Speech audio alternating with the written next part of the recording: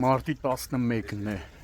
Կոտայքի մարտ Հրազդան բնակավայրի վարչական տարածքում հայտնի ծովինար ջրամբարում արդեն մի ժամ կլինի, չէ՞ թե ավել։ Արդեն 2 ժամից ավելի է Սևանից ժամանած ջրասուզակը որոնում է այս ջրամբարում կնոջ մարմինը, ում արդեն մինչև ջրասուզակի ժամանումը փնտրում էին ներքին գործերի նախարարության փրկարար ծառայության Կոտայքի մարզային փրկարարական վարչության նույն վարչության Հրազդանի հրշեջ փրկարարները մարզային փրկարարական վարչության պետի գլխավորությամբ տեղում են նաև համայնքային ոստիկանության Հրազդանի բաժնի ծառայողները մինչև այս պահը դեռ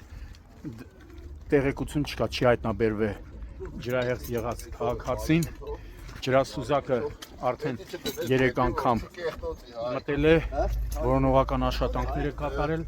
այս պահին հիմա տեսնում եք։ Ինչ ասում։ Վայ, արդեն դուրս ես գալ այսօր։ Այսօր պարած։ Դեռ չի հայտնաբերվել, չէ՞։ Չի հայտնաբերվել։ Չէ, ստրանք սալ նայեցիք, դեղ չթող քանի ժամից մասերով էս մոստի են կողմ, էս կողմ ստրանք սալ նայեցիք։ Բայց ոչ մի բան չկա։ Կասվածին է,